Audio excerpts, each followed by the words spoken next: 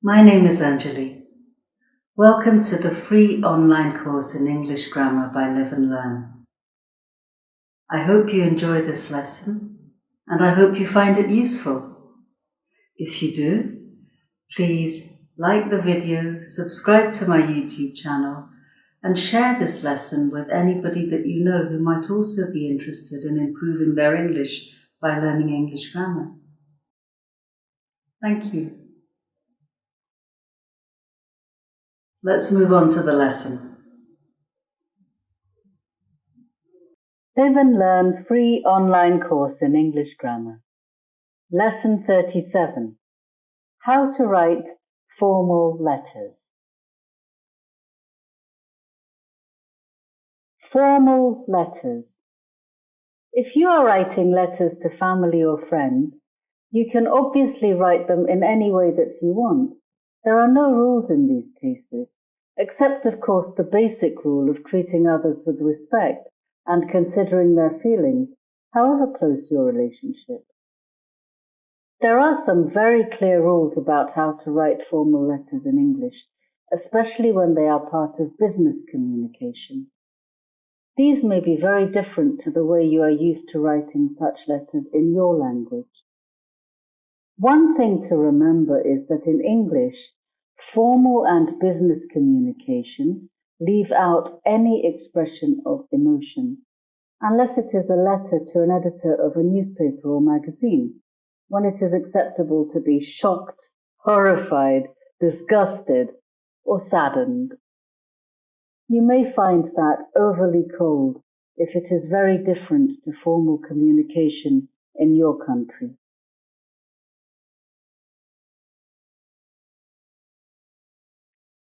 Formal letters. Formal letters have a definite structure, as this diagram shows. Please pause this video here and study the format thoroughly so that you understand it well before pressing play again. 1. Language. The basic rule is to write in clear, formal English. 1. Do not use slang expressions or, obviously, bad language. 2. Do not use abbreviations, contractions, or idioms that might be obvious to you, but that people who are not from your country may not understand. 3. Check the grammar and the spelling.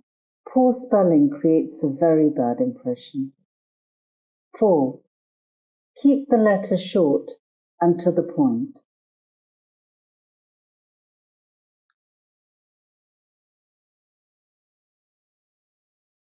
2.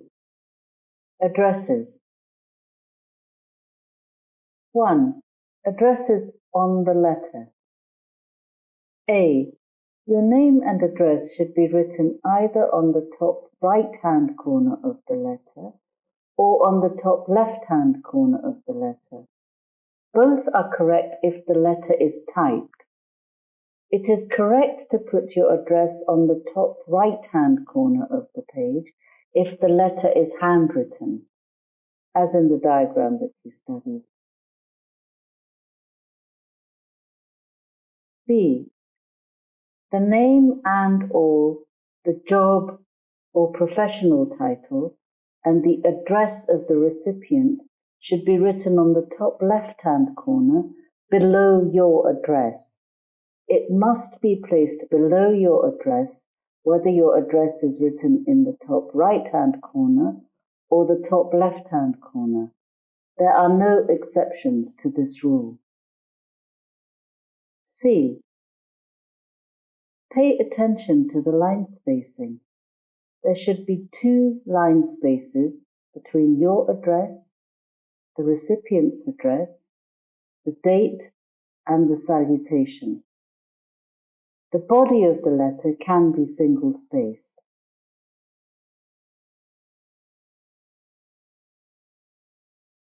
2. Address on the envelope. The address must be written in the center of the envelope.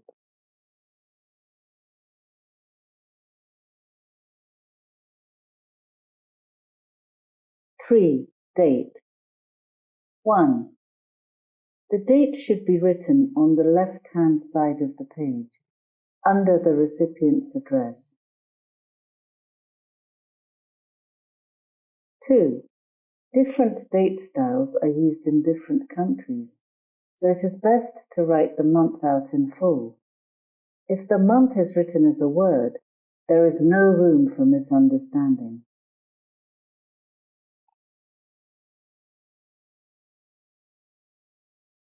4.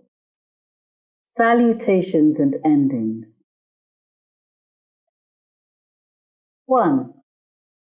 It is always best to find out the name and gender of the person to whom you want to address the letter.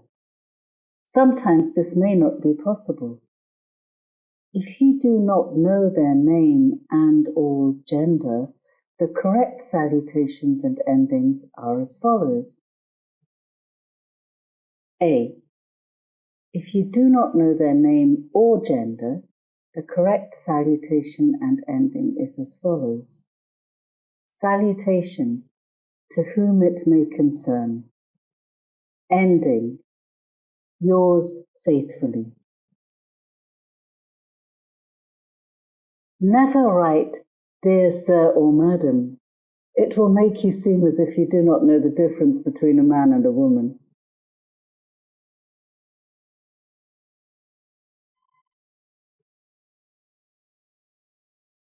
B. If you at least know their gender, the correct salutations and endings are as follows. Salutation, Dear Sir. Ending, yours faithfully. Salutation, Dear Madam. Ending, yours faithfully.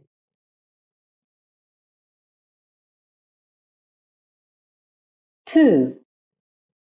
If you know their surname but not their gender, use the first salutation and ending given in section 1A above. Never use their surname without a title as a salutation. It creates the impression that you do not know what you are doing. If you know the full name and gender of the person to whom you are writing, the correct salutations and endings are as follows. Dear Mr. Insert surname, yours sincerely. Dear Mrs. Insert surname, yours sincerely. If the recipient is a woman and you do not know whether she is married or not, the correct salutation and ending is as follows. Dear Ms. Insert surname, yours sincerely. Use their title with the surname only. Leave out their first name. This is completely different from India, where the titles Mr. or Mrs. or Miss are used with first names only, as well as with surnames.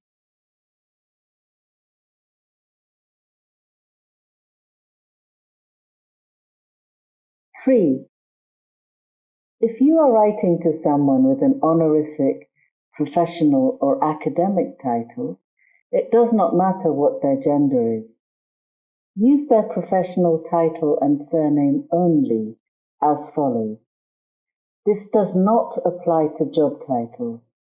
If you are writing to someone with a job title, but without a professional or academic title, use the salutations and endings above in sections 1 and 2. Correct. Dear Doctor, insert surname, yours sincerely. Dear Professor, insert surname, yours sincerely. Dear Captain, insert surname, yours sincerely. Example of incorrect salutation and ending. This will make you look lazy, as if you did not bother to find out their name, and unprofessional. Dear Human Resources Director, yours sincerely.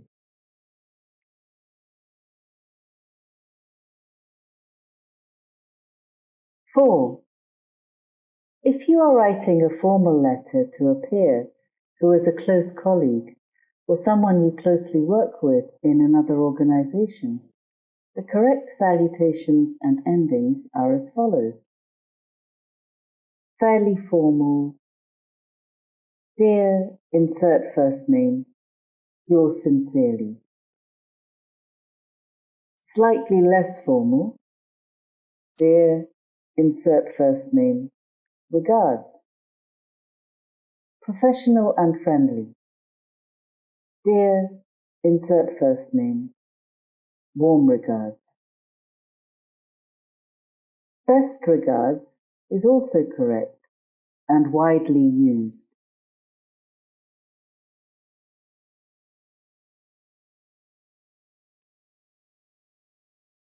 Five, your signature. Place your signature after the ending. If the person you are writing to is unaware of your gender, make it clear by placing your title in brackets after your signature. 6. If you are writing a letter to apply for a job, mention where you saw or heard the job advertised.